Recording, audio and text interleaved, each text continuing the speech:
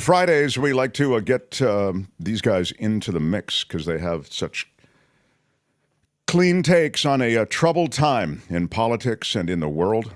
And let's welcome them now. This guy's forgotten more about politics than most of us will ever know. You see his stuff across YouTube and other platforms and TYT. He's Michael Shure, everybody. Michael, thank you. Good to see you. He's muted for some reason. We can take away.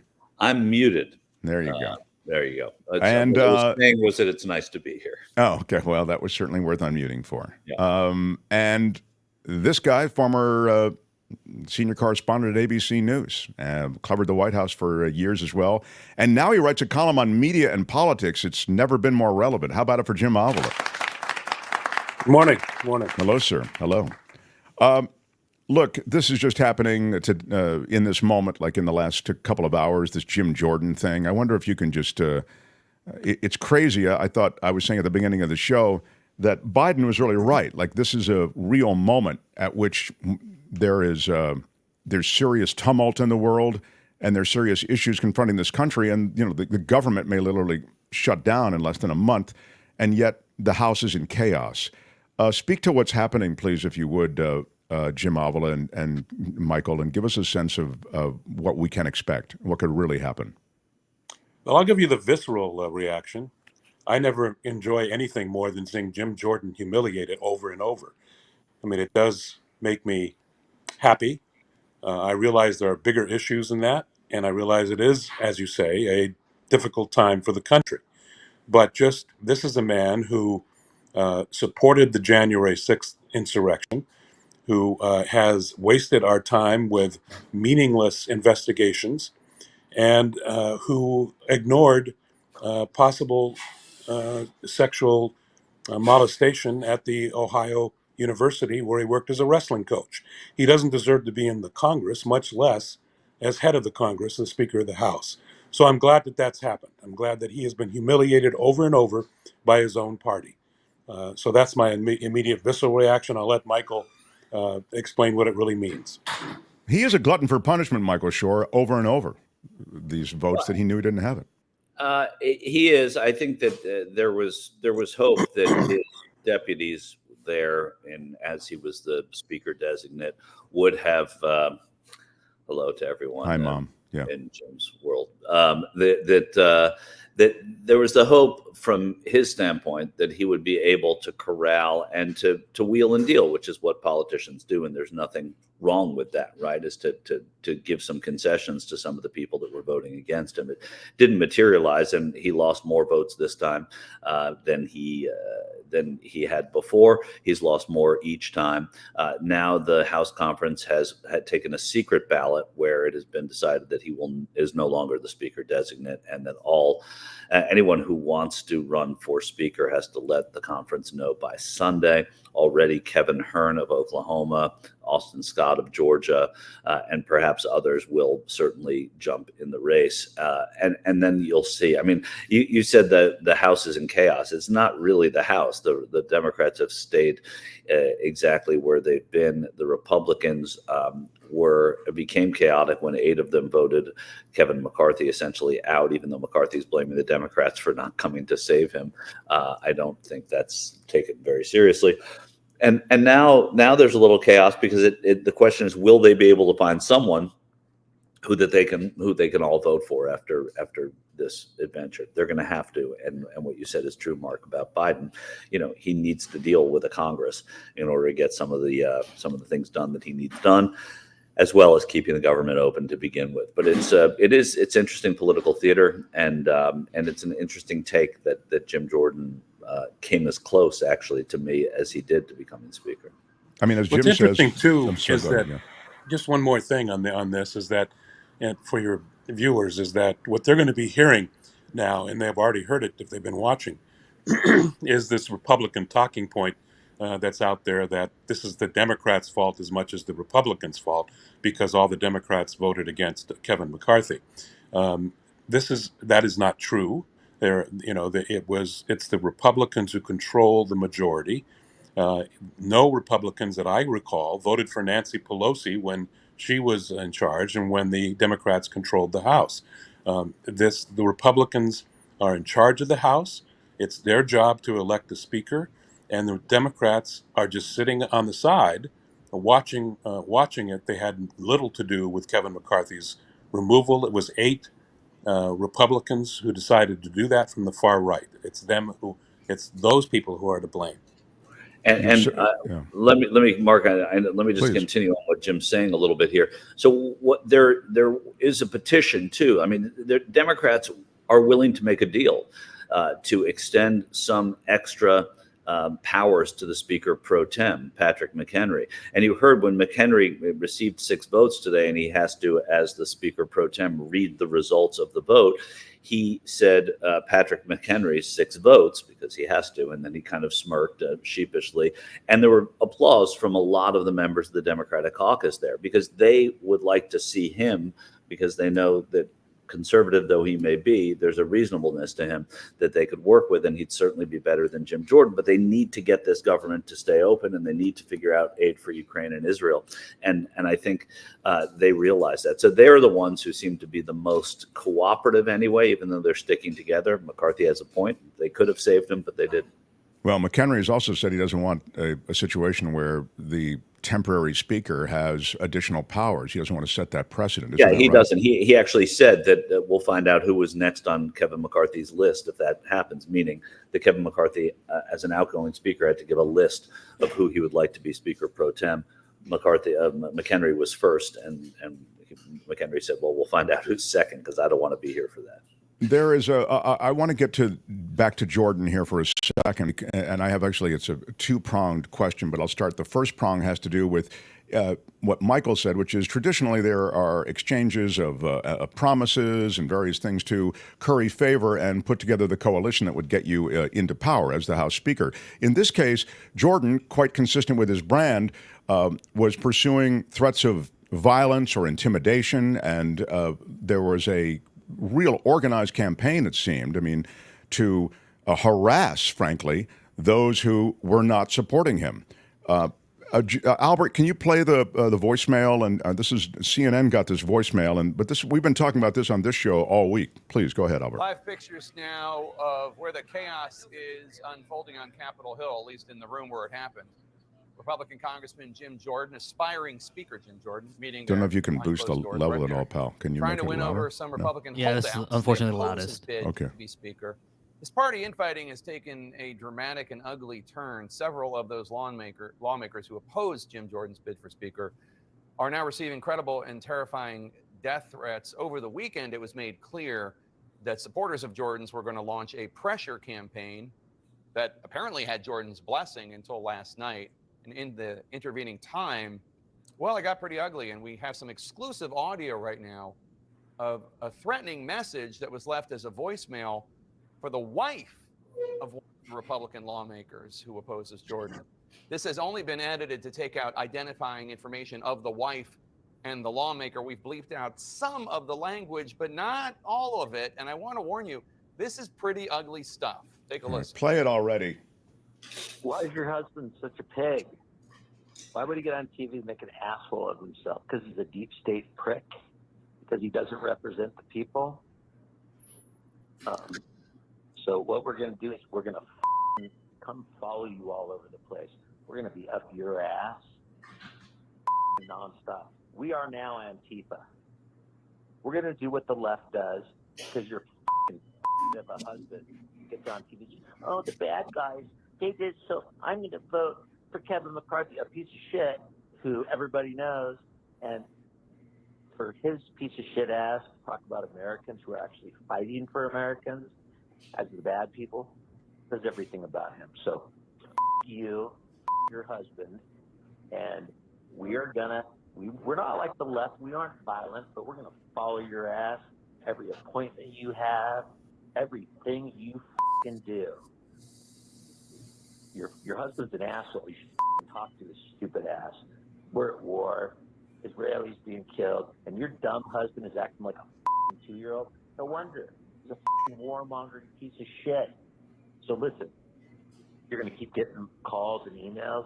I'm putting all your information over the internet now. Everybody else is, and you will not be left alone because your husband, Jim Jordan, or more conservative, or you're going to be molested like you can't ever imagine. And again, non-violently. Yeah. You won't go to the beauty parlor. Now, you must be a bitch to marry an ugly mother like that. With me now. All right. Again, B.A. Ware says this is what they call the Jim Jordan charm offensive at Ohio State. I mean, it's so off the rails. Go ahead, Well, Michael. Mark, you should be careful not to blame this on Jordan directly, and this is, the fact that he wants to win, and he has even denounced this sort of thing. Yes, he's trying to get a campaign of essentially bullying, but I think bullying in the Lyndon Johnson sense of bullying, to get some of these people to switch so that he could be speaker. I don't know if this was Don Bacon's wife, but Don Bacon said that his wife got some ugly phone calls. He's a representative from Nebraska who didn't vote once for Jordan in this series of votes. But he lost the lease on his office space because he wouldn't support Jordan. Yeah. I mean, so those are the sorts of things that happen, and those are the sorts of things that are petty. And listen, Don Bacon and Jim Jordan have the same. Jordan's a chairman now, but he's not going to be the speaker. And Don Bacon isn't the reason that Jim Jordan lost. Jim Jordan's the reason that Jim Jordan lost, and maybe Matt Gaetz is the reason that Jim Jordan lost some votes. But this kind of stuff is ugly, but this is also, these are the people who take it upon themselves. These aren't members of Congress making these phone calls, but this is what happens when you have bully tactics. Jim. Yeah, they're crazy right-wing MAGAs, and the real problem is the people who are doxing these Congress people. They're putting their private phone numbers out on the internet, and let's point out Sean Hannity. Okay, Sean Hannity violated any kind of journalistic standards, although he certainly isn't a journalist.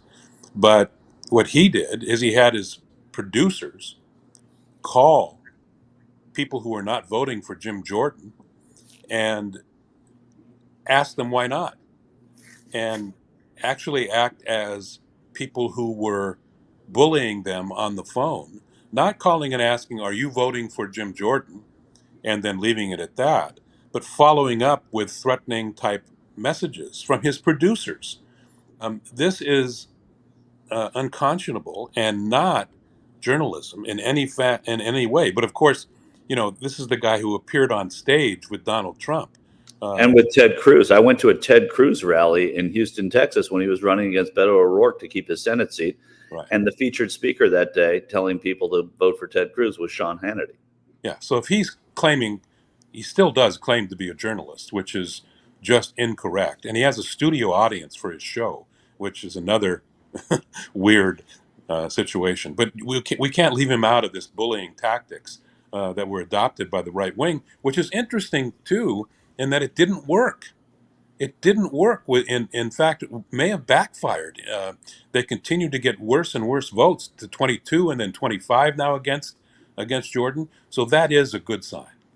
The bullying was really uncorked, I saw, with the MAGA movement in ways that I'd never seen sort of publicly uncorked.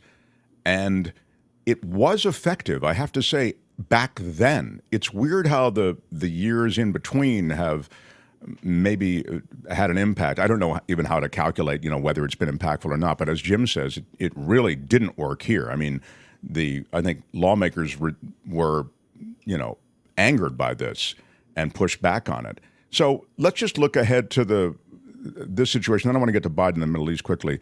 What will happen here? You're saying they're going to have to. You've mentioned a couple of alternatives, Michael. It just feels as though the timeline is not short enough to, keep the government open. No, I mean, they're going to have to come up with a speaker. I suspect they will. I think that whoever comes out, I mean, they've had two controversial people, or three really, when you include Steve Scalise, up for speaker. And, they had McCarthy, his leader in Scalise, and then Jim Jordan, who is a lightning rod for how people feel about him. I think they're going to get a rank and file Republican, someone like Austin Scott, someone like Kevin Hern. Look, I mean, are Democrats going to do backflips over this? No, they're not. I mean, these are all going to be conservative members of the House, but that's what happens when you lose the House. A conservative member of the House is going to be the Speaker. And but you also want a level of reasonableness that Jim Jordan doesn't seem to have, or at least doesn't portray to a lot of voters. And I think that's why it'll, they'll settle on someone. The Republicans know that they want this episode to end, and they know that they didn't have enough support within their own caucus to get Patrick McHenry more power. And because that would also require working with Democrats, and that is completely anathema to a number of people on the Republican side.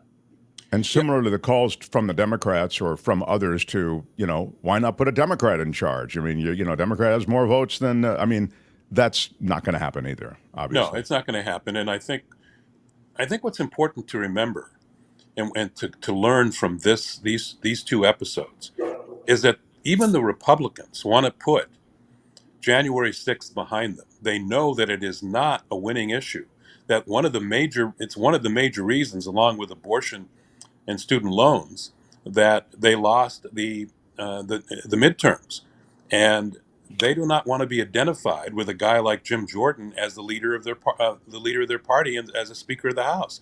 That they're going to have to pick somebody who acknowledges that Joe Biden won the election legally, and they're not going to be able to pick someone who is still an election denier. That's not going to work for them. They realize that finally. I kind of think that they're going to figure a way with the Democrats now. We'll see what happens, but I believe they will figure a way with the Democrats to have a temporary speaker so they can get the Ukrainian and the Israeli funds taken care of, and then they'll go into a long battle over who's the speaker. That's just sort of where I see it going. I think it's a little different than what Michael sees it. Yeah, but it's only slightly different. I mean, how these things play out is very different. I do think that, Austin Scott is a Georgia conservative.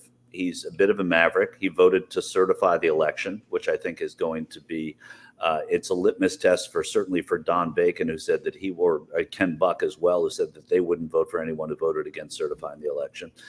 So I think you're going to start seeing some of those people who are no votes on Jordan come back on someone like Austin Scott. By the way, Austin Scott ran already against Jim Jordan in the conference and lost to Jim Jordan, which is why Jim Jordan's name made it to the floor and Austin Scott's didn't. But now that Jordan has failed thrice, that maybe you'll see this happen with Austin Scott. There's about, isn't it true? There's about 10 Republicans, moderate Republicans, who are in Biden districts Biden won. Oh yeah, and no that's question. the problem. That they're not going to vote for a guy who or a woman who says that the election was stolen. They're not going to do that. But several of them did vote for Jim Jordan. So, I mean, you would think that they wouldn't, but they did.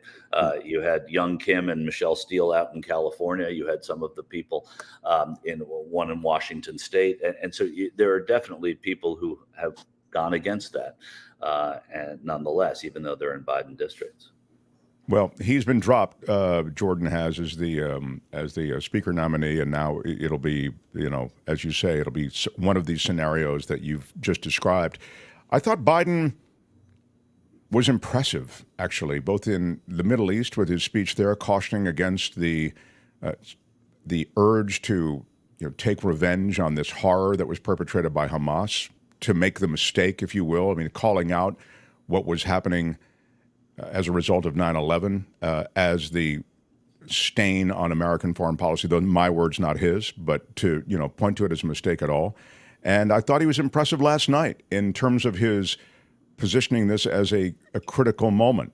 I don't know we have time to run any of the actual remarks, so I'll just ask you of your impressions of both what Biden said and also how it likely landed and what will happen, Jim. There's a lot there, but go ahead.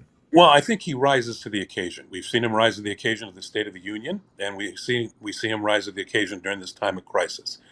His speech last night was compassionate, was empathetic, and was strong in his support of Israel. All things that this country needed to hear, and that Israel needed to hear, and the world needed to hear. And I think that he did a good job. His speech was well done, well written, and well delivered. What the right is pointing to, of course, because they know that he's getting such good reviews, is they keep playing the little Q&A he had with the reporters on Air Force One, where he does appear thoughtful and tired. But he didn't, make any mistakes in that. They're just Well, claiming they that, only play the one part where he is reflecting and thinking. They don't right, play the actual continuation. He's perfectly cogent as he continues, but the fact right. is they just edited it strategically. Go ahead. And remember, that's also informal. I've been on those on Air Force One when that happens, and the president comes back, and they're very thoughtful, and they're many times it's off the record. This one was not, and they speak candidly, and as you say, they're reflective and thinking. They're not on their polished sort of political being at that point. They're kind of one on one, and so you saw that, and the GOP is grasping onto that because it's the only thing they can do, because his speech was pretty damn good. Yeah, and also, I mean, take note that someone like Brit Hume on Fox News said it was the best speech that he's ever heard the president give, and that it was effective, and he hit all the right marks. But in reviewing the speech part, like, as Jim was talking about, and as Brit was talking about, Biden has low expectations with speeches too, which does help him. And I think when he gets out and he rises to the occasion, as Jim was saying, a lot of that is due to the fact that people go in a little nervous and a little, it's the opposite of what happened with Barack Obama. You expected these grand sweeping speeches that would be like Kennedy in Berlin, and they weren't. He gave good speeches, but you expected much more, probably because he was so charismatic. And the other part of this, I mean, tactically, what he did do, which was really great, and his speechwriting team deserves credit, was tying Ukraine and Israel together. They're both important to the president. They're both important to his administration. They're both important to this idea that they're trying to, in a very Reagan-esque way, talk about democracy. And he did that very well last night. And I think that's going to, be a big part of what they're pushing the Congress to do. So I think that's a really important thing. I always spark to the chat when there's somebody who is calling us out, or and I see eat the rich. I see what you're saying. We have railed against the American military establishment for hours on this show, but I think what is important here is what is being said about this moment in time, and I don't damn Biden for demanding that there be something done in these two areas that America considers vital interest to the U.S. So when you come at me for, it's just billions spent on war, yeah, I get it. That's not really what this conversation is about. And honestly, it's, the kind of thing that you can scream from the back of the house, but the reality is that's not what's front and center right now. I think you said it well, both of you. Biden felt the need, the urgency to make this case, and tying the two together was a big part of that.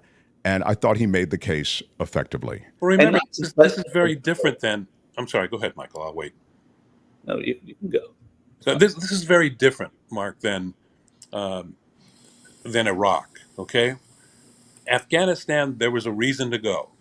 Iraq, there was no reason to go, and those of us who've been against Iraq continue to be against it because it was a made-up war.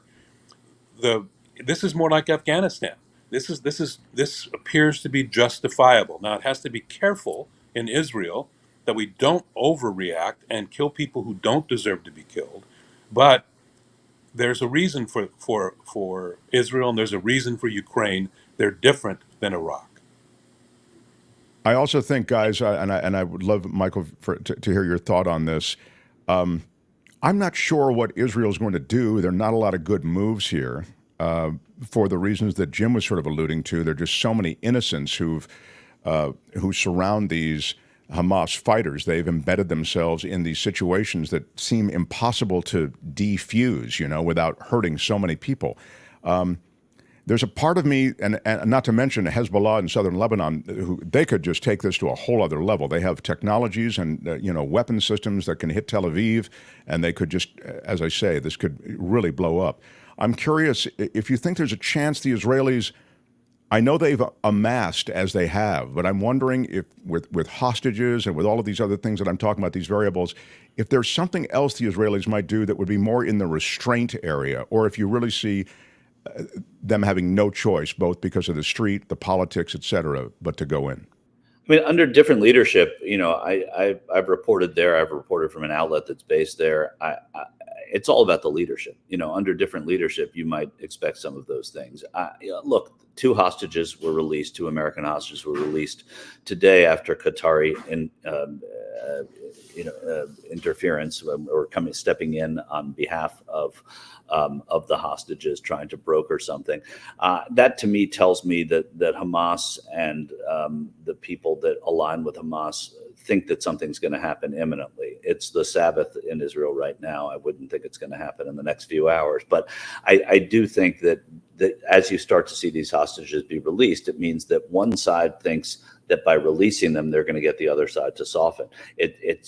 There's no indication that Israel is going to soften here, but time does make that a little less, it's a little better today than it was the day after the massacre on the inside of Israel from Gaza. So I think that's a big part of it. And then just going back to what Eat the Rich said and what you were saying, right? There are two different conversations. So his conversation is a legitimate conversation, but this was about what Biden felt Biden had to do and how well he did that. And I think that the three of us agree that he did a pretty good job of doing that. What he was selling, if he's selling eggs and you're not buying eggs, then it doesn't matter. But if he does a good job of selling eggs, then that's what we're talking about. So very well put. That other conversation can happen. Yeah, I think that that as far as what Israel can do, if it's obvious to me that what's happening now is there are some negotiations going on. Qatar is involved in negotiations. The Israelis, at the behest of Biden and the United States, have held back and not started their big invasion. That's because there may be some progress going on. Let's hope that continues. If the hostages remain in Gaza, it seems to me that Israel is going to go in on the ground, has to go in on the ground to try to get in those tunnels and find the hostages. That's what's going to happen. If it's limited to that, I would support it. The problem is, as you say, and I've been to Gaza and reported from there, and I know that it is densely populated like Manhattan. So you can't go in there and just drop bombs everywhere, which is what they're doing, and not kill civilians. So they're going to have to go in surgically, and I hope that they go in surgically to the tunnels and to the places they know where Hamas is, and not just do mass killings. That's going to turn against them. It's going to turn into a wider war all throughout the Middle East. You see already that in Jordan and in Egypt and other places like that, that there are huge demonstrations and real anger out there among those who favor the Palestinians. Go ahead, Kim. So this story is on CNN. The fraud trial judge in New York is saying this social media post of a court regarding a court clerk that Trump made with identifying details was never taken down until just today. So it would have been up for 17 days, I think. And the judge is saying the violation of this gag order that he said, don't talk about my staff, don't talk about people in the court, this could result in imprisonment. He's threatening Trump with jail. I wonder if you think that's realistic, and if Trump does get thrown in jail for violating such a gag order, does then he become a martyr for free speech? How smart would it be to do something like that, and how unfair is it that the rules may be different for him than anyone else? Well, I don't think they're different. I don't think they're different at all for anybody else. In fact, the only way they're different is that he gets a break. If it was anybody else doing what he's done, they'd already be in jail. I think that the judges are being very cautious for good reason, and that the first violation will likely be he'll be fined in some way, and warned that the next one he'll go to jail. These courts are not really. He's not doing well in the courts. I mean, today we haven't even mentioned the fact that today Chesborough, pleaded guilty. Yeah. The second attorney to plead guilty, and he was in the room when they were planning how they were going to do the insurrection. And Trump was there. So he's a witness against Donald Trump. Things are not going well for him. No, they aren't. And politically, your question, Kim, like, does it make him a victim or a martyr? Yeah, to a degree, it would. I don't think that many people just want to see him punished with a 2-minute penalty. They want to see him get a game misconduct. And I think that on the political side of things, that's true. I don't think a judge wants to put him in jail for contempt or for violating a gag order. I don't think they want to be in the crosshairs of that either. And even if they're not politically motivated, it's not an easy thing to do to someone who has this much attention. So I think they're going to try, like Jim said, to do some steps before they would get to that. I don't think it's realistic. I don't think it's anything that anybody wants. And to be honest, Michael, I'm not afraid of his supporters. They're not at the courthouse anymore. No, they're not. No, I don't mean it that way. I don't think he's gonna cause another huge rebellion anymore. He doesn't have that support that people now know to go to jail if they do that. I'm sorry. You're 100% right. I meant in the sense of the national conversation, but you're right. You're absolutely right. I mean, it has waned a great degree. Well, it'll come as no surprise to you that I'll just say that Donald Trump's not going to jail. He's not going to jail for a day. He's not going to jail for an hour. I don't even know at the end of all of this if he'll ever go to jail. I understand the cartoons. He's in an orange outfit. He's in the cuffs, whatever. Those are great caricatures, but it's not going to happen. Look at how the institutions of government protect their own. Sidney Powell got a slap on the wrist. My God. What we'll see, but everything you guys have said is so true. I mean, there's real testimony that'll come out of Cheeseborough and Powell, and so there's a lot more to get into the narrative, and it's going to be damning to Donald Trump, but he is not going to jail. And they already are making up the story like Trump wasn't even aware of it. That post was put up by one of his political staffers. That was all out there in the zeitgeist this morning. So I don't know that he's going to go in. I agree with you. I don't know if he's going to go to jail for contempt, but he's going to go to jail in Georgia for what he did there. Those charges are serious, and she is winning in her strategy, Fanny, and doing a really good job. And she's gotten 2 very important witnesses who will now testify against him, and that is very important. And Jack Smith is no slouch. I do believe he will end up in prison, not for contempt, but for real crimes against this country. that's why the people love Jim Avila. I'll be Mills Lane here, and I'll stand Mills Lane, what a reference. The old boxing referee. And I will, here at the end, ding, which we seldom do during a conversation, but the use of the word thrice by Michael Shure gets a ding. Mike, when he's talking about Jim Jordan, thrice the loser in these, you always said twice you wouldn't have done that. The thrice really got it for us. Thank you guys. Have a great weekend, and we appreciate you both. Thanks for being here. All right, guys.